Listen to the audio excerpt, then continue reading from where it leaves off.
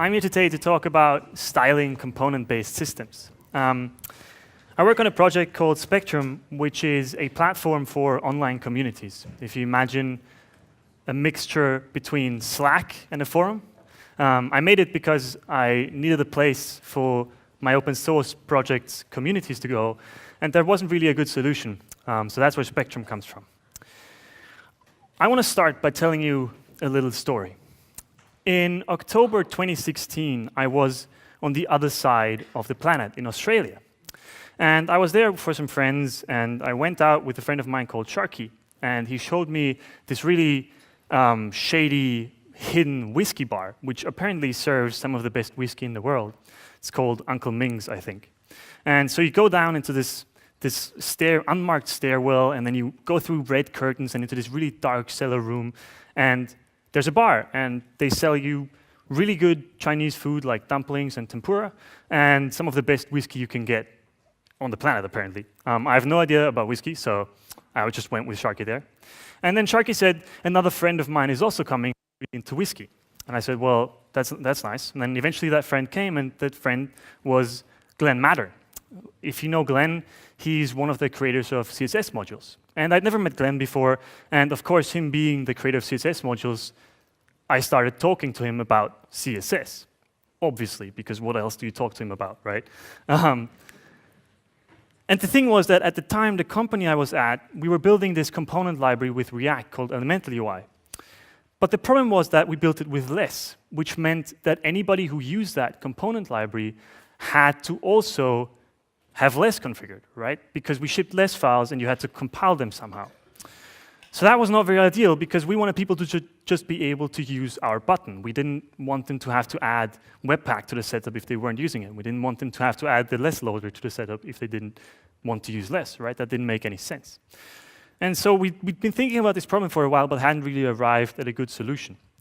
On top of that, we wanted the components to be reskinnable. Right? We wanted people to be able to quickly just change the entire color scheme, for example, to make it fit their application.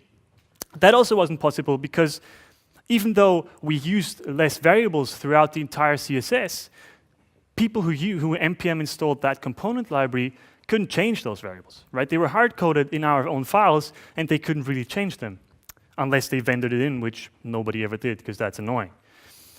And so we'd been thinking about this problem for a while, and I talked to Glen about it, and Glen said, well, have you heard about this thing called CSS and JavaScript? And we'd internally discussed using CSS and JavaScript for a bit, but it wasn't very appealing. It just sounds like the stupidest idea I'd ever heard. Honestly, like, who would put CSS into JavaScript, right? Those are two separate languages. Why would you ever do that? That's what I get class for? Ah, of course, of course. But when you think about it, it will make everything much easier because you can publish CSS in JavaScript to npm. And when people use our button, they don't have to care about how specifically to include our CSS into their setup, right? CSS in JavaScript takes care of injecting it automatically. So that was great. And on top of that, it's dynamic. So theoretically, we should easily be able to add theming to our components that could be changed at runtime if people wanted to. The problem was that none of the existing libraries that did CSS in JavaScript were great. And I don't mean to put those people down because there was a ton of experimentation going on, and the people who built those libraries did a really good job, just none fit our own needs, right? They all let you write CSS as JavaScript objects, which I hate that, honestly. I don't want to write my CSS as JavaScript objects. I like CSS. I like writing CSS. I don't want to force that into JavaScript. It doesn't make any sense. But so Glen and I talked about it, and we arrived at the conclusion that probably CSS in JavaScript is the way to go for that, because we really wanted it to be able to be shareable with everybody who wanted to use our component library, and we also really needed theming. And then we talked a bit more about components, right? And components, they have this really interesting property of hiding implementation details. And I want to explain to you what I mean with that, right? If you imagine a button component, now this is using React syntax, but it could be any component JavaScript framework you want to use, right? If you have a button component, there could be any number of states your button component could be, right? In our case, for example, we could have 3. Your standard button, a primary button, because sometimes you need a bigger button because something is more important, and a disabled button, right? And as you can see those states of our component change the HTML that is generated, right?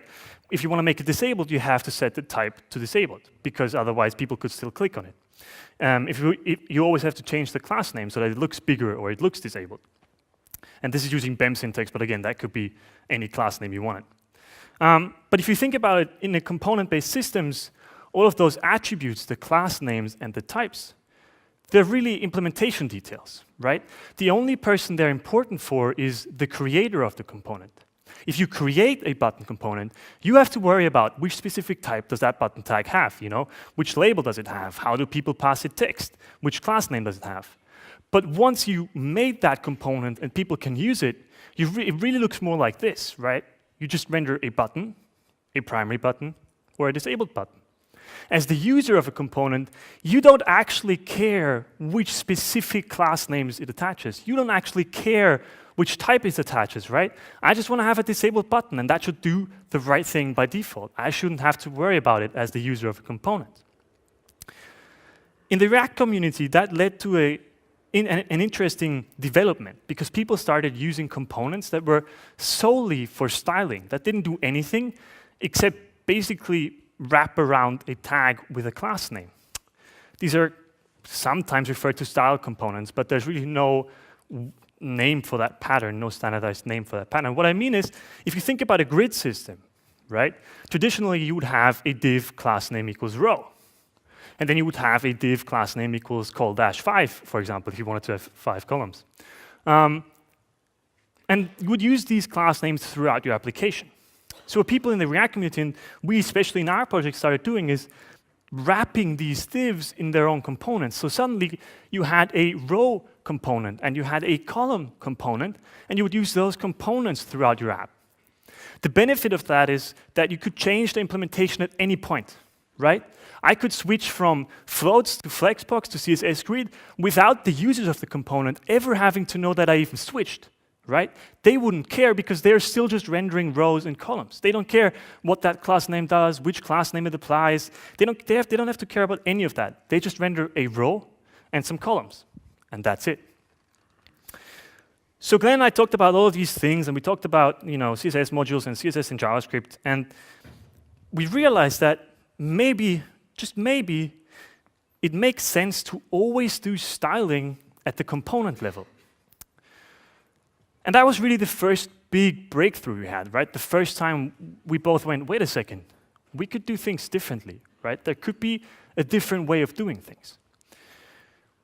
So we thought about how could we make that work, right? Where do we go from there? How do you move styling to the component level? What does that even mean? And so the next day, we sat next to each other in a shared office and just had our laptops open and typed out possible APIs for this library we were going to maybe create, potentially, right? And what we arrived at, sort of a first idea, would look something like this. You said, const component equals element div, and then somehow you were going to add styles, right? We didn't know what that looked like yet, but essentially you would always bind your styles to a DOM node and then reuse that component throughout your application. Like a grid component, for example, would render a div with some column component would render a div with some styles that made it a column, or a row component, for example. Then we started thinking about this thing of putting styles into JavaScript, because we really didn't want to write styles as JavaScript object. That was just extremely unappealing to us. We had designers who knew how to write CSS, and we didn't want to have to teach them JavaScript just to do the things they'd been doing for years already. Right? They know how to CSS. They know how to write CSS. So the second big breakthrough we had is that we figured out, what if we put actual CSS into JavaScript? What if we let people write actual CSS like they're used to in JavaScript? And what that looked like initially was something like this, right? You said const component equals lmdiv, and then some styles. And what that would generate is a component that, when rendered, renders a div tag with the styles color blue attached. Now, it's important to note that we didn't attach this as inline styles. CSS in JavaScript has nothing to do with inline styles. Instead, what we do is we take that string of CSS and we inject it in a style tag in the head of the DOM. That means, theoretically, you would be able to use media queries, pseudo-selectors, pseudo-elements, everything CSS does, this does too. At least that was the plan. And so this is pretty much where we ended the first day, right? We had this sort of API, and Glen said, I'm going to go home, and overnight I'm going to hack up a first prototype and see if we can make it work. And the next day he came back, and he showed me an API that looked like this, right? And this was sort of a small synthetic difference, right? If you think about it, the syntax is almost the same between those two versions. The important difference is that this is using tagged template literals. Now, tagged template literals were introduced into JavaScript in ES 2015, so they're a very new JavaScript feature. But essentially, those backticks that you see are just calling another function, right? So those are like any function you call, you can also call with backticks. And there's some differences in how the function who receives the string actually can handle the arguments, which was very important for the next point, which is that we realized we could use functions for conditional styling. Now that wasn't obvious, because in the first API, in this API, if you were to put a function into this template string, that function would get stringified, and suddenly in the middle of your CSS, you would have a literal function, right? Just a JavaScript code, which is totally useless. Like, who needs that anyway? That's totally useless. But the nice thing about tagged template literals is that if you put a function in here, that function, we actually get that function and we can call it, which means we can do this, where we pass you the properties in that function, and then you can change your styling based on the properties passed to the component, right? So what you see here is a component that renders a div, which has a color of blue if the primary property is set, and a color of red if the primary property isn't set. And suddenly you could do whatever you wanted in your CSS, really depending on the properties, right? Which is something we needed for our button component. And so this is the story of where styled components comes from. That's what we eventually called this library that came from this week of bashing our heads against each other and messing with JavaScript. The important point really is the big differentiator that made it different and to us easier to use was the removal of the mapping between styles and components. If you think about it, a class name is a mapping of a piece of styling to a DOM node. And it's a many-to-many mapping.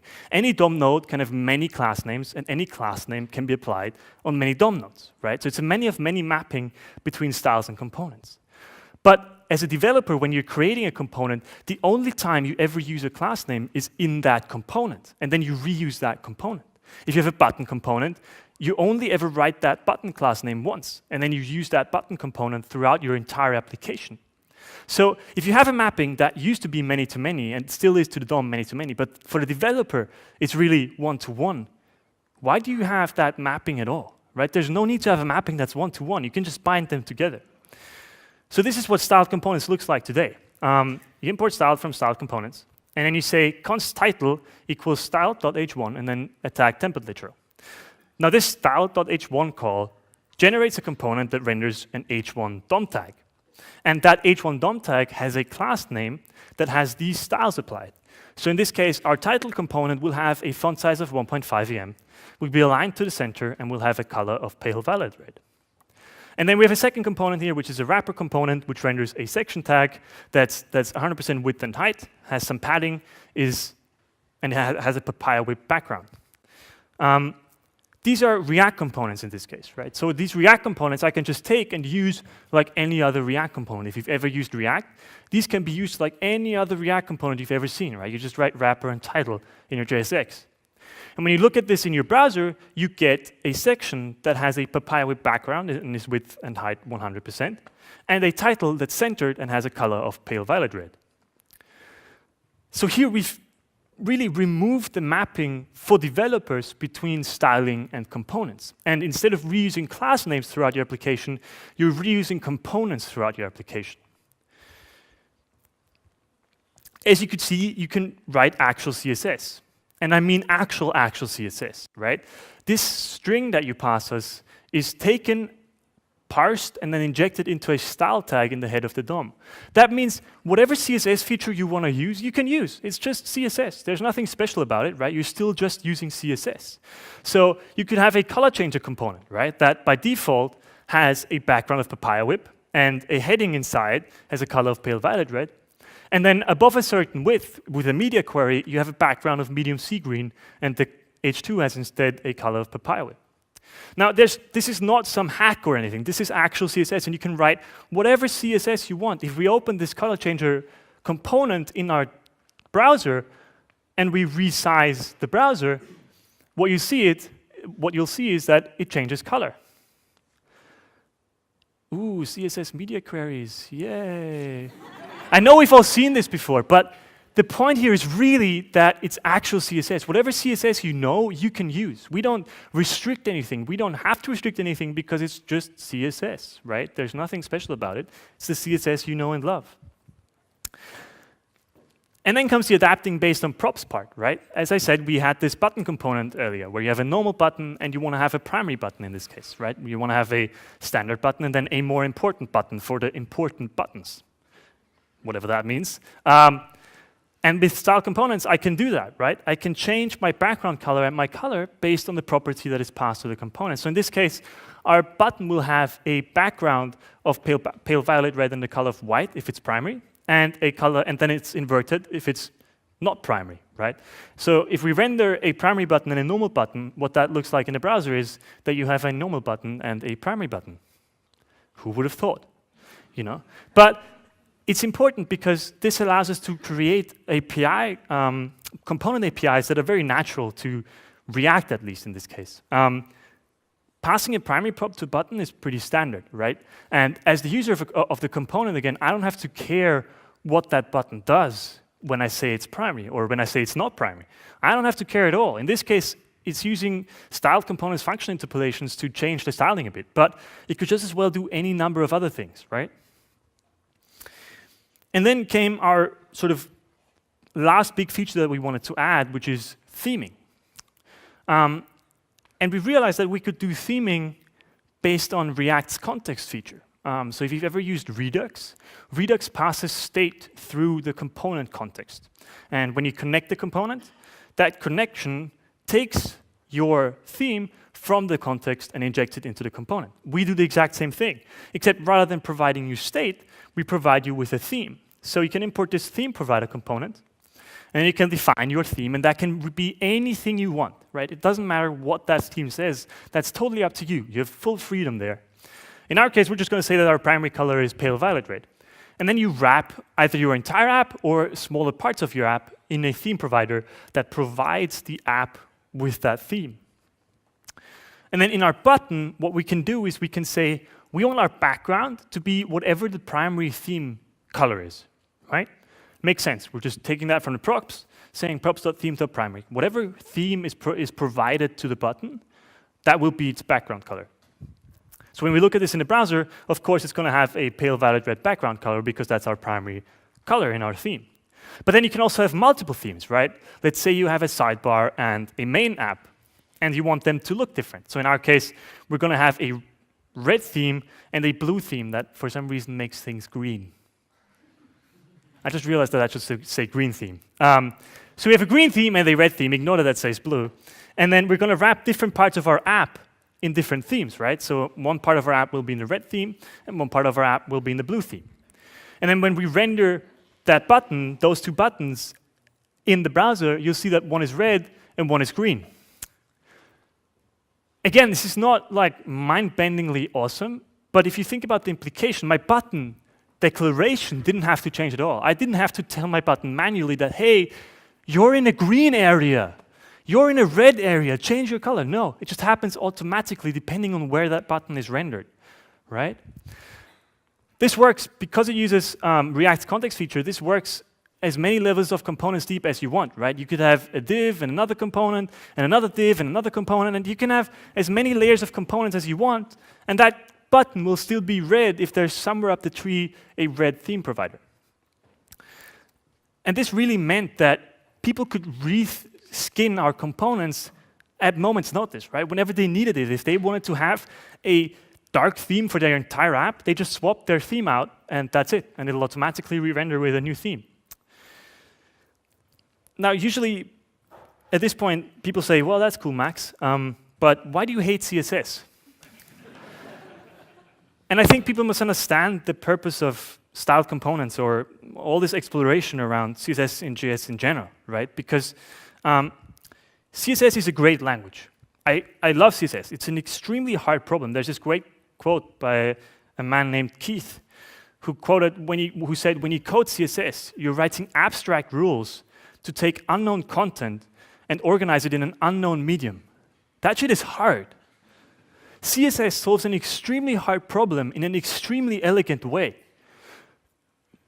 For Spectrum, for example, we let users post posts, right? And they can write comments to those posts. So it's a very standard thing. But if you even think about how many different things could people write in those posts and in those comments, there's infinite combinations of characters and emojis and images that they could put into those posts and comments. And yet, I just have to write 5 lines of CSS, and it'll all look good, hopefully. And also, that same content can be rendered on, I don't know how many millions of different devices we have by now, how many different laptops and mobile phones and watches and what have you that websites are rendered on, right? This problem is an extremely hard one. Take arbitrary content in an arbitrary medium and make it look good. That's an extremely hard problem, and CSS solves it extremely well. And style components isn't meant to say, hey, CSS is shit, we're going to do this better. Not at all, right?